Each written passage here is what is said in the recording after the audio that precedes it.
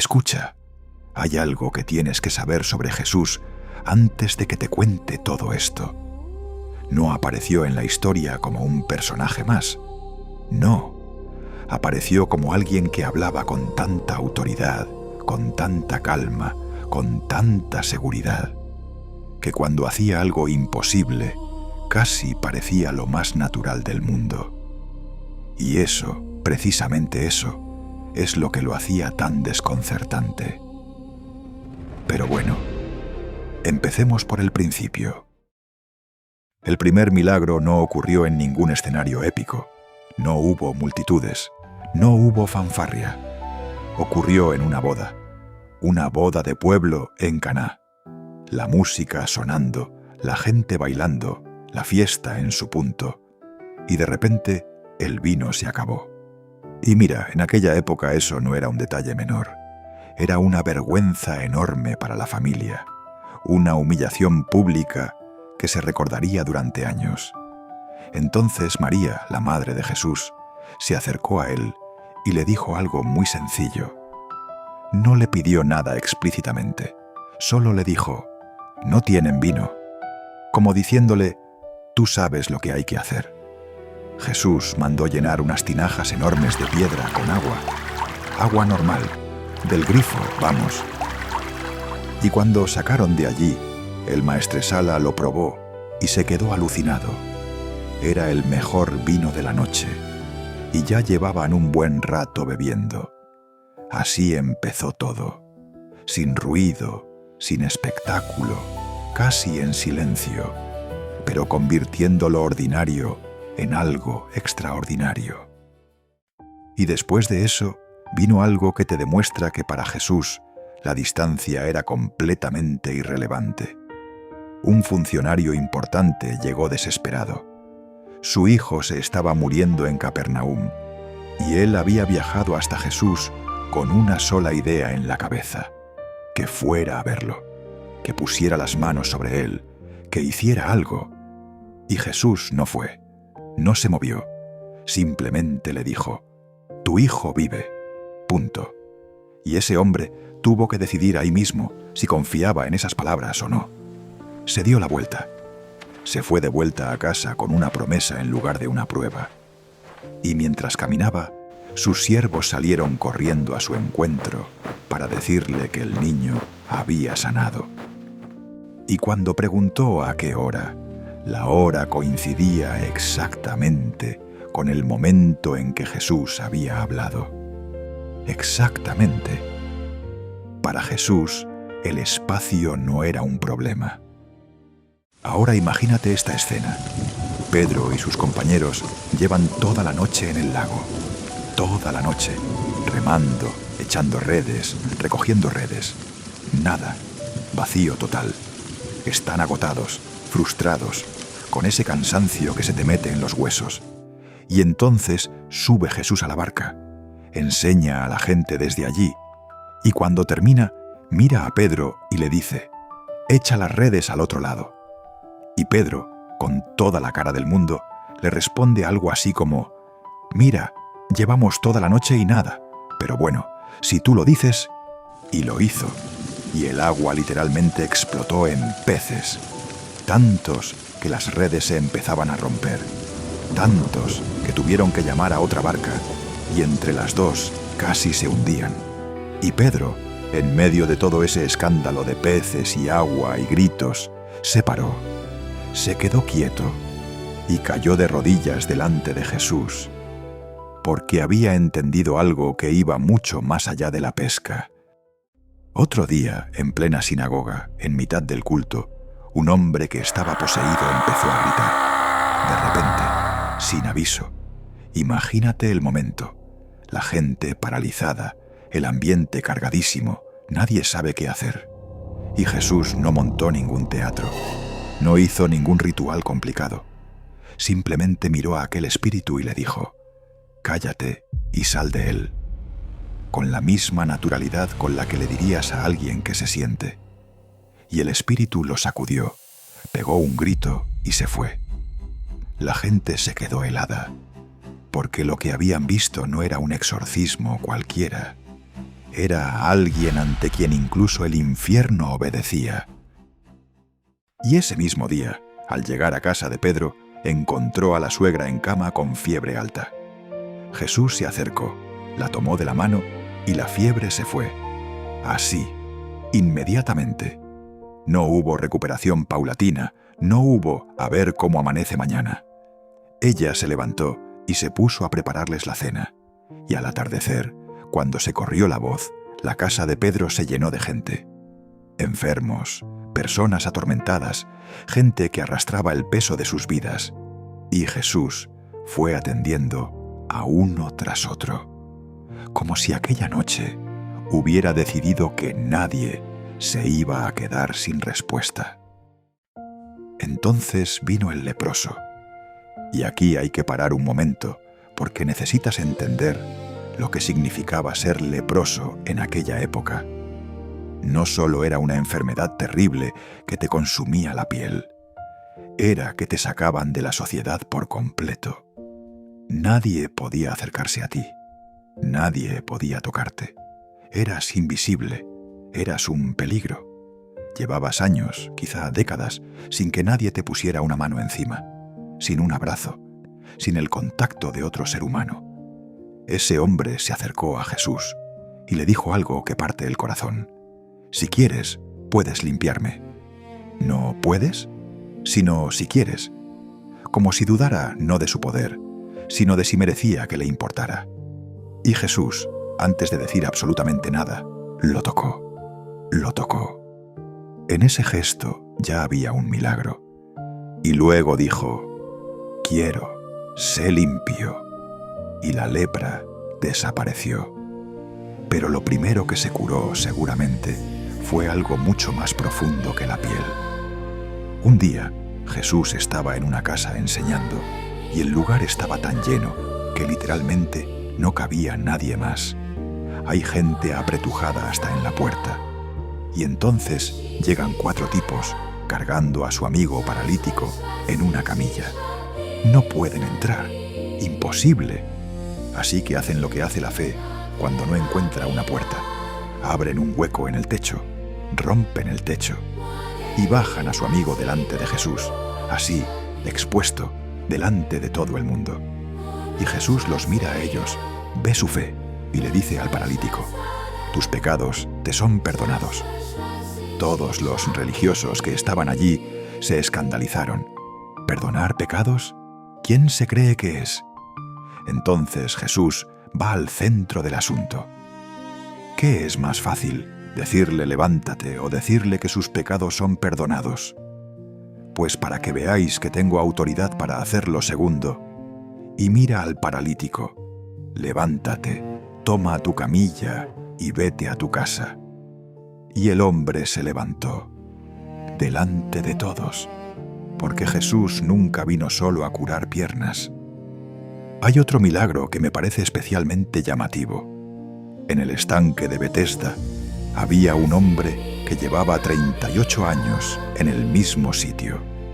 38 años, más que lo que muchos hemos vivido, esperando junto a ese estanque, porque decían que de vez en cuando las aguas se movían y el primero que se metía quedaba sano. 38 años siempre llegando tarde, siempre sin nadie que lo ayudara. Jesús se acercó y le preguntó algo que a primera vista suena raro, pero que tiene mucha miga. ¿Quieres ser sano? Y el hombre respondió con su historia, con sus excusas, con sus razones por las que no podía. Y Jesús no discutió nada de eso, solo le dijo: levántate, toma tu camilla y anda. Y el hombre se levantó. Décadas de parálisis rotas en un segundo, así, sin más. En otra sinagoga, otro sábado, hay un hombre con la mano seca, encogida, inútil desde hace años. Y los fariseos están allí observando, no para ayudar, sino para pillar a Jesús en algo. Y Jesús lo sabe. Y aún así, llama al hombre al centro. Lo pone delante de todos como diciendo: venga, que esto lo vea todo el mundo. Y luego le dice al hombre: extiende la mano. y el hombre la extendió, y quedó restaurada completamente, ahí mismo. Y los que lo vieron, en lugar de alegrarse, se pusieron más furiosos, porque hay personas que tienen el corazón tan cerrado que ni un milagro delante de sus narices lo puede abrir. Un centurión romano, un hombre acostumbrado a mandar y a que le obedezcan, se acercó a Jesús por su siervo, que estaba gravemente enfermo. Pero lo que hace este hombre es una de las cosas más impresionantes del Evangelio. Le dice a Jesús que no hace falta que vaya a su casa, que no es digno de eso, que solo diga una palabra, porque él entiende de autoridad. Sabe que cuando alguien con poder de verdad habla, las cosas ocurren sin que haga falta estar presente. Y Jesús se quedó maravillado. Maravillado, ese es el único adjetivo que usa el texto. Y dijo que no había encontrado tanta fe ni en Israel. Y en ese instante, el siervo quedó sano en su casa. Pero hay una escena que me parece de las más emotivas de todo el Evangelio. Jesús entrando a la ciudad de Naín y encontrándose de frente con un cortejo fúnebre. Sacaban a enterrar al hijo único de una viuda. Ponlo en contexto. Esa mujer no solo había perdido a su hijo, había perdido su futuro, su seguridad, todo. En aquella época, una viuda sola sin hijos era una persona completamente desamparada. Jesús la vio. El texto dice simplemente que tuvo compasión, que el corazón se le rompió. Se acercó al féretro, lo detuvo y le habló al muerto como si estuviera dormido. «Joven, a ti te digo, levántate». Y el muchacho se incorporó y empezó a hablar, y Jesús se lo devolvió a su madre, sin que nadie se lo hubiera pedido, porque vio el dolor y no pudo quedarse cruzado de brazos. Y luego está la noche en el lago, los discípulos solos en la barca, remando contra el viento, y la cosa se pone fea. El viento rugiendo, las olas golpeando, el barco zarandeándose. Estos hombres son pescadores profesionales, no novatos asustados. Si ellos tienen miedo, es que la situación es seria de verdad. Y de repente ven una figura caminando sobre el agua hacia ellos. Sobre el agua. Y piensan que es un fantasma y pegan un grito. Y entonces llega la voz. «Tranquilos, soy yo, no tengáis miedo». Pedro, que es Pedro, dice: «Señor, si eres tú, mándame ir contigo sobre el agua». Y Jesús le dice: «Ven». Y Pedro bajó de la barca y caminó sobre el agua, hasta que miró el viento y empezó a hundirse. «Señor, sálvame». Y Jesús lo agarró inmediatamente. Luego subieron a la barca y el viento se paró de golpe. Y los discípulos se postraron ante él diciendo: «Verdaderamente eres el Hijo de Dios». Porque a veces necesitas meterte en lo imposible para entender de verdad quién tienes al lado. En la región de los Gadarenos había un hombre que vivía entre los sepulcros, no en una casa entre las tumbas, completamente fuera de control, sin que nadie pudiera hacer nada con él. Había roto cadenas, se cortaba a sí mismo con piedras, gritaba día y noche. Era una vida destrozada, una existencia convertida en pesadilla.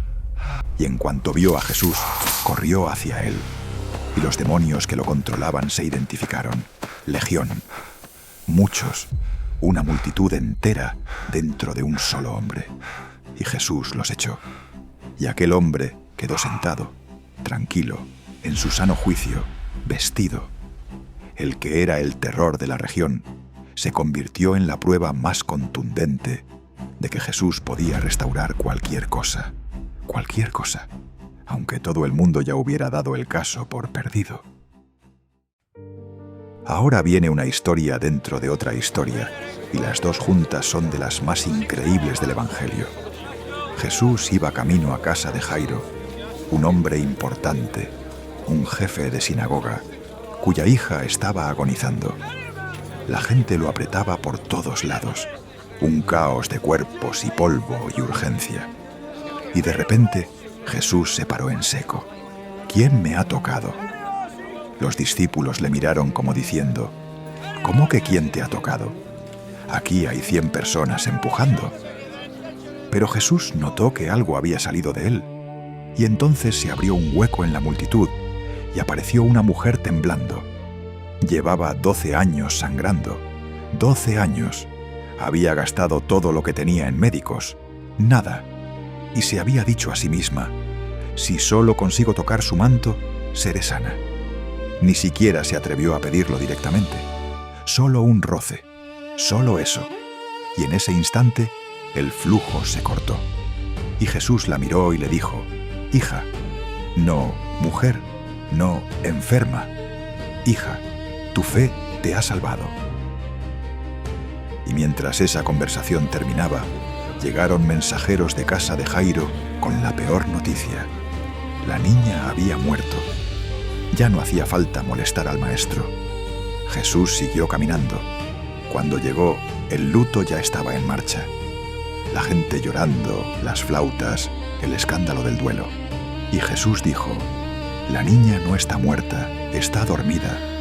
Y se rieron de él. Literalmente se rieron. Jesús entró con los padres y unos pocos, tomó a la niña de la mano y dijo en arameo: Talita cumi, niña, levántate. Y la niña se levantó, caminó, volvió. Y Jesús dijo que le dieran algo de comer.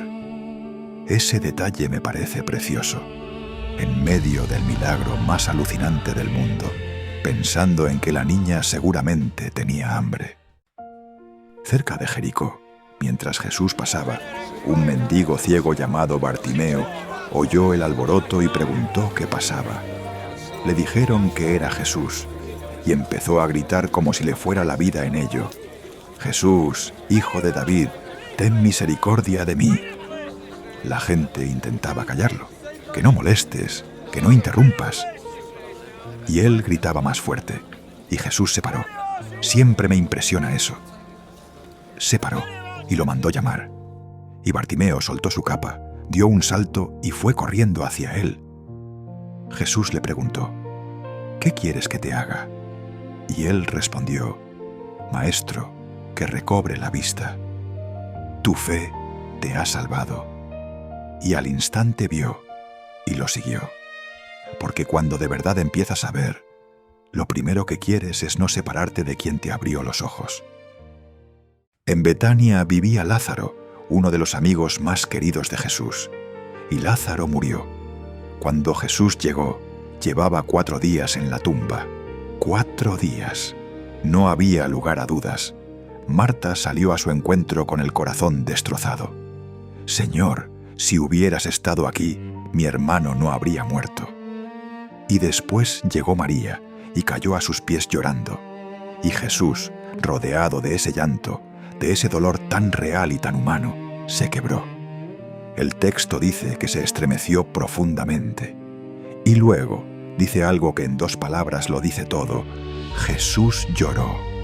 El que iba a resucitarlo lloró, porque su poder nunca le quitó la capacidad de sentir el dolor de los que quería. Frente a la cueva, mandó quitar la piedra. Marta saltó: Señor, ya huele mal, lleva 4 días. Y Jesús le dijo: ¿no te dije que si creyeras verías la gloria de Dios? Quitaron la piedra. Jesús levantó los ojos al cielo, dio gracias al Padre, y luego gritó con una voz que debió resonar en todo el lugar: Lázaro, ven fuera.